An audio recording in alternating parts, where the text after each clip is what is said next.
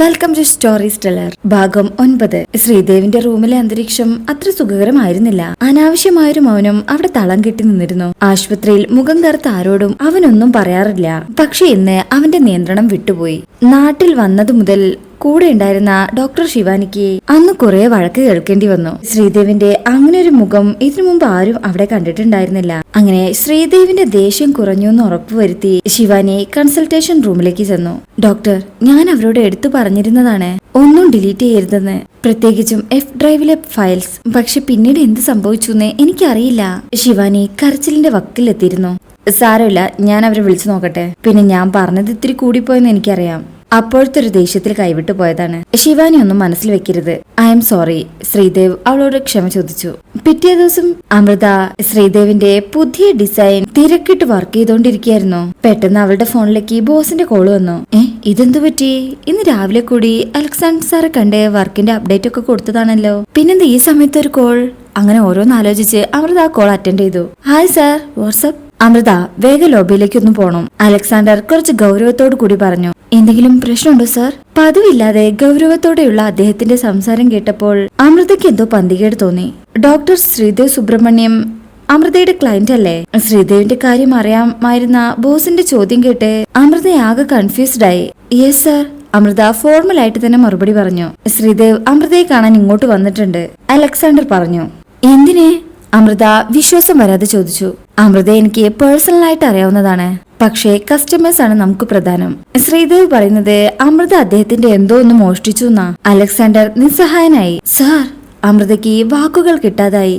നമ്മുടെ കമ്പനിയുടെ റെപ്യൂട്ടേഷനെ ബാധിക്കുന്ന കാര്യമാണ്, അതുകൊണ്ട് എത്രയും പെട്ടെന്ന് ഈ പ്രശ്നം സോൾവ് ചെയ്യണം, അലക്സാണ്ടർ പറഞ്ഞു.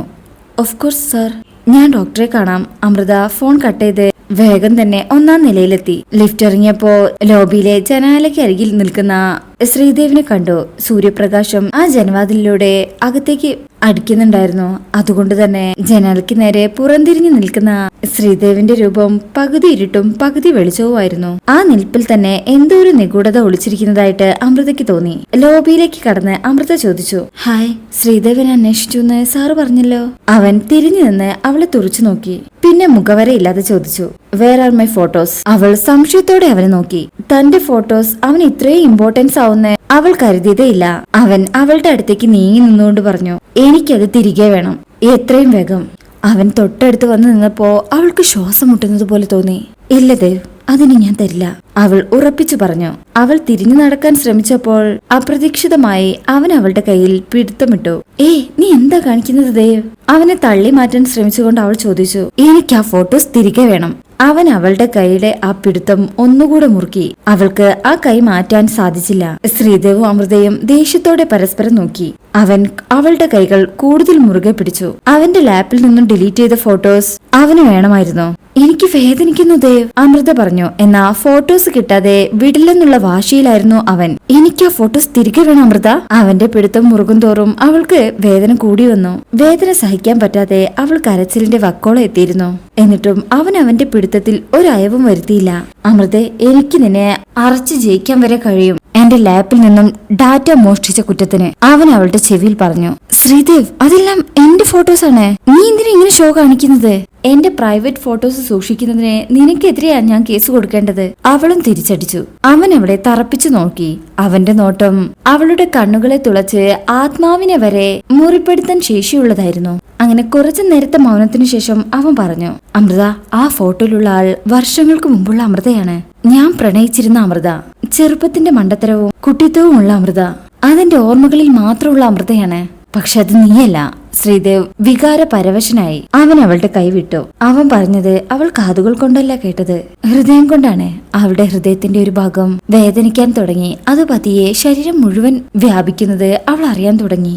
അവൾ തന്റെ പോക്കറ്റിലുണ്ടായിരുന്ന പെൻഡ്രൈവ് അവന്റെ കയ്യിൽ വെച്ചു കൊടുത്തു. എന്നിട്ട് ഒന്നും പറയാതെ തിരികെ നടന്നു.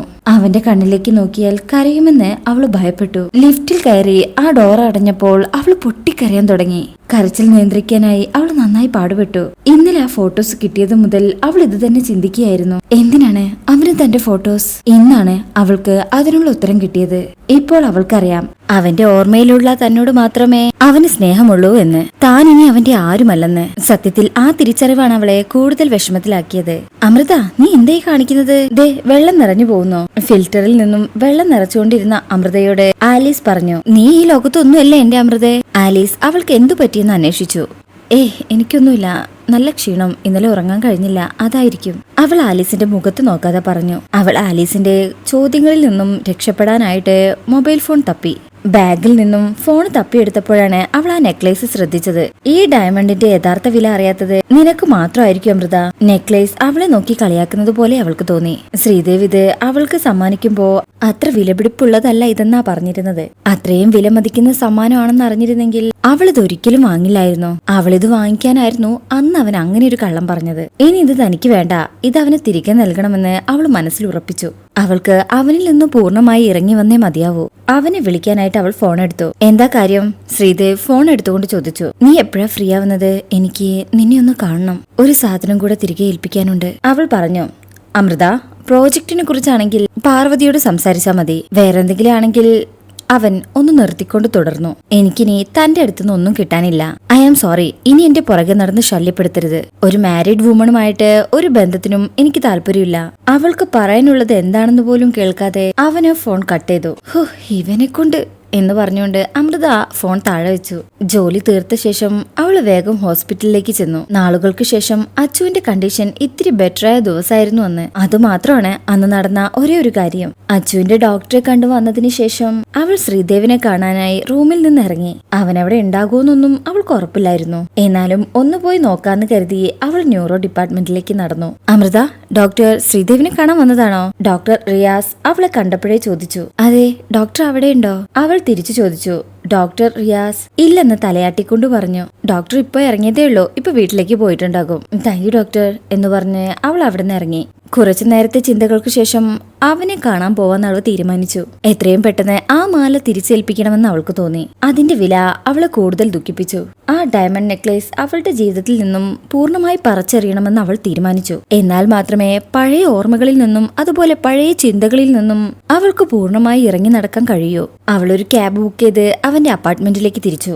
അവൻ താമസിക്കുന്ന ബിൽഡിങ്ങിന്റെ അടുത്ത് ഒരു പാർക്കുണ്ടായിരുന്നു. അവന്റെ കാർ പാർക്കിങ്ങിൽ കാണാതിരുന്നതുകൊണ്ട് അവള് നേരെ ആ പാർക്കിലേക്ക് പോയി. അവിടെ ആർട്ടിഫിഷ്യൽ ആയിട്ട് ഉണ്ടാക്കിയ ഒരു തടാകവും അതുപോലെ അതിന് മുകളിലായിട്ട് ഒരു ചെറിയ പാലവും ഉണ്ടായിരുന്നു. അവള് പാലത്തിൽ കയറി നിന്ന് നക്ഷത്രങ്ങളെ നോക്കി കുറച്ച് അല്പസമയം നിന്നു. അപ്പോഴാണ് ശ്രീദേവിന്റെ കാർ ഗേറ്റ് കടന്നു വരുന്നത് അവൾ കണ്ടത്. പാർക്ക് ചെയ്ത് അവൻ കാറിൽ നിന്ന് ഇറങ്ങുന്നതും അമൃത അവന്റെ ഫോണിലേക്ക് വിളിച്ചു. അവൾ ദൂരെ നിന്നുകൊണ്ട് അവന്റെ മുഖഭാവം ശ്രദ്ധിക്കുകയായിരുന്നു. ശ്രീദേവ് അവളുടെ നമ്പർ കണ്ടതും ഫോൺ എടുക്കാൻ മടിച്ച് അല്പസമയം നിന്നു. സത്യത്തിൽ അവന്റെ പെരുമാറ്റം കണ്ട് അവൾക്ക് ഇത്തിരി സങ്കടം വന്നു. അവളുടെ കോൾ അവന് ശല്യമാവുന്നത് പോലെ അവൾക്ക് തോന്നി. ഭാഗ്യവശാൽ ഇത് അവരുടെ അവസാനത്തെ കൂടിക്കാഴ്ചയാകുമെന്ന് അവൾ ഉറപ്പിച്ചിരുന്നു. ഹലോ. അവൻ ശാന്തമായി ഫോൺ എടുത്തു. ഹായ്, ഞാനിവിടെ പാർക്കിലുണ്ട്, ഇങ്ങോട്ട് വരാമോ? അമൃത അഭ്യർത്ഥിച്ചു. അവൻ തിരിഞ്ഞു നോക്കിയപ്പോൾ അവൾ പാലത്തിന് മുകളിൽ നിൽക്കുന്നത് കണ്ടു. സ്ട്രീറ്റ് ലാമ്പിൽ നിന്നുള്ള വെളിച്ചം അവളിൽ പതിക്കുന്നുണ്ടായിരുന്നു. കാറ്റടിക്കുമ്പോൾ അവളുടെ മുടികൾ പാറി പറക്കുന്നുണ്ടായിരുന്നു. പാറിക്കളിക്കുന്ന മുടിയും മങ്ങി നിൽക്കുന്ന അവളുടെ മുഖവും അവളെ കൂടുതൽ സുന്ദരിയാക്കി. അവർ ദൂരെ നിന്നുകൊണ്ട് പരസ്പരം കണ്ണുകൾ കൊളത്തി നിന്നു. അമൃത, നീ എന്തിനാ ഇനി എന്റെ പുറകെ വരുന്നത്? ശ്രീദേവ് ഫോണിലൂടെ ചോദിച്ചു. നീ തെറ്റിദ്ധരിച്ചിരിക്കുകയാണ്. അവൾ വിശദീകരിക്കാൻ ശ്രമിച്ചു. നിന്നെ ഇനി ഒരിക്കലും ശല്യം ചെയ്യാതിരിക്കാനാ ഞാൻ വന്നത്. നമ്മൾ തമ്മില് ഇനിയൊരു ബന്ധവും ഉണ്ടാവില്ല, അത് ഞാൻ തരുന്ന ഉറപ്പാണ്. ഓക്കെ. അവൻ അവളുടെ അടുത്തേക്ക് നടന്ന് അവളുടെ മുന്നിൽ വന്നു നിന്നു. വളരെ പരിചിതമായൊരു മണം അവളുടെ മൂക്കിനെ തൊട്ടു. കാലം എത്ര കഴിഞ്ഞാലും അവന്റെ ശബ്ദവും മണവും ഒന്നും അവളെ വിട്ടുപോവില്ലെന്ന് അവൾക്ക് തോന്നി. അവൻ അവളുടെ കണ്ണുകളിലേക്ക് നോക്കിക്കൊണ്ട് ചോദിച്ചു. പറ, നിനക്ക് എന്താ തരാനുള്ളത്?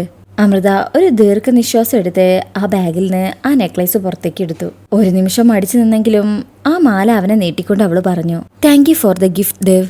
ഇനി എനിക്കിത് വേണ്ട, നീ വെച്ചോളൂ. അവന് അവളുടെ ഈ മാറ്റം കണ്ട് വിശ്വസിക്കാൻ കഴിഞ്ഞില്ല. അവനൊരു അമ്പരപ്പോടെ ചോദിച്ചു. അമൃത, നീ എന്താ എന്നെ കളിയാക്കാണോ? കുറച്ചു ദിവസം മുമ്പല്ലേ നീ ഇത് വാങ്ങിച്ചോണ്ട് പോയത്? ഇപ്പോ നിന്റെ സെന്റിമെന്റ്സ് ഒക്കെ തീർന്നോ? I am sorry. ഈ ഡയമണ്ട് നെക്ലേസ് ഇത്രയും എക്സ്പെൻസീവ് ആയിരുന്നു എന്ന് എനിക്കറിയില്ലായിരുന്നു ദേവ്. അവൾ ശബ്ദം താഴ്ത്തിക്കൊണ്ട് പറഞ്ഞു. എനിക്ക് നിന്റെ ഒന്നും വേണമെന്നില്ല ദേവ്. പ്രത്യേകിച്ചും പണം. നമ്മുടെ റിലേഷൻഷിപ്പില് ഒരിക്കൽ പോലും നമ്മൾ പണത്തെക്കുറിച്ച് സംസാരിച്ചിട്ട് പോലുമില്ല. അതിനിയും അങ്ങനെ തന്നെ ആയിരിക്കണം. അതിന് ഇത് തിരികെ തന്നേ പറ്റൂ. അമൃത, ഞാൻ തന്ന സാധനങ്ങൾ തിരികെ വാങ്ങിക്കാൻ എനിക്ക് ഇഷ്ടമല്ല. ഞാൻ ഒരിക്കൽ തന്നു കഴിഞ്ഞാൽ പിന്നെ അത് തന്നതാണ്. അതെനിക്ക് തിരികെ വേണ്ട, ശ്രീദേവ് ഉറപ്പിച്ചു പറഞ്ഞു. പക്ഷെ ഈ മാല അതെനിക്കും വേണ്ട. അമൃതയും തീരുമാനം പറഞ്ഞു. ഓക്കെ, ആർക്കും വേണ്ടെങ്കിൽ കളയാം, അല്ലാണ്ട് എന്ത് ചെയ്യാനാ? അവൻ ഒരു മടിയും കൂടാതെ അത് അവളുടെ കയ്യിൽ നിന്ന് വാങ്ങിച്ചു. എന്താണ് നടക്കുന്നതെന്ന് മനസ്സിലാകുന്നതിന് മുമ്പ് തന്നെ അവനത് ആ വെള്ളത്തിലേക്ക് എറിഞ്ഞു. അവനിൽ നിന്നും അങ്ങനൊരു നീക്കം അവൾ ഒട്ടും പ്രതീക്ഷിച്ചിട്ടുണ്ടായിരുന്നില്ല. വെള്ളത്തിലൊരു ചെറിയ ഇളക്കം ഉണ്ടാക്കി അത് താഴ്ന്നു പോകുന്നത് നോക്കി നിൽക്കാനേ അമൃതയ്ക്ക് കഴിഞ്ഞുള്ളൂ. നീ എന്ത് പണി ഈ കാണിച്ചത്? അമൃതയ്ക്ക് ദേഷ്യവും സങ്കടവും സഹിക്കാൻ വയ്യാതെ ചോദിച്ചു. ഇത് നിനക്കും വേണ്ട, എനിക്കും വേണ്ട, പിന്നെ ഇത് എന്ത് ചെയ്യാനാ? അവൻ യാതൊരു ഭാവമാറ്റവും ഇല്ലാതെ പറഞ്ഞു. അമൃതയ്ക്ക് അവള് താഴെ വീഴുമെന്ന് തോന്നി. അവരൊരുമിച്ചുണ്ടായിരുന്ന ഓർമ്മകളെല്ലാം വെള്ളത്തിൽ മുങ്ങി താഴ്ന്നതുപോലെ. അവനത് വെള്ളത്തിലേക്ക് എറിയുമെന്ന് അവൾ സ്വപ്നത്തിൽ പോലും കരുതിയിരുന്നില്ല. നീ എന്തിനാ ഇത് എറിഞ്ഞു കളഞ്ഞത്? അതിന്റെ വില നിനക്കറിയില്ലേ? അതോ എല്ലാം മറന്നുപോയോ? അവളുടെ കണ്ണുകൾ ചുകന്നു. കണ്ണിൽ നിന്നും കണ്ണീര് അവൾ അറിയാതെ പുറത്തേക്ക് ചാടി. ആർക്കും വേണ്ടാതായ പിന്നെ എന്ത് ചെയ്യാനാ? അവൻ സൗമ്യതയോടെ ചോദിച്ചു. നീ അത് എറിഞ്ഞു കളയുമെന്ന് അറിയുമായിരുന്നെങ്കിൽ ഞാനതൊരിക്കലും നിനക്ക് തരില്ലായിരുന്നു. അവൾക്ക് കരച്ചിലടക്കാൻ കഴിഞ്ഞില്ല. എന്ത് ചെയ്യണമെന്നറിയാതെ അവൾ കുറച്ചു സമയം ഇരുന്ന് കരഞ്ഞു. പിന്നീട് പെട്ടെന്നുണ്ടായൊരു ബോധത്തിൽ ചെരുപ്പഴിച്ച് വെള്ളത്തിലേക്ക് എടുത്തു ചാടി. വലിയ ശബ്ദത്തിൽ അവൾ വെള്ളത്തിൽ ചെന്ന് പതിച്ചു. അമൃത! ശ്രീദേവ് ഉറക്കെ വിളിച്ചു. അപ്പോൾ ഈ എപ്പിസോഡ് നിങ്ങൾക്ക് ഇഷ്ടമായിട്ടുണ്ടെങ്കിൽ ചാനൽ എല്ലാവരും ഒന്ന് ലൈക്ക് ചെയ്യുക, സബ്സ്ക്രൈബ് ചെയ്യുക. അതുപോലെ നിങ്ങളുടെ വിലയേറിയ കമന്റ്സ് കമന്റ് ബോക്സിൽ ടൈപ്പ് ചെയ്യാം. താങ്ക്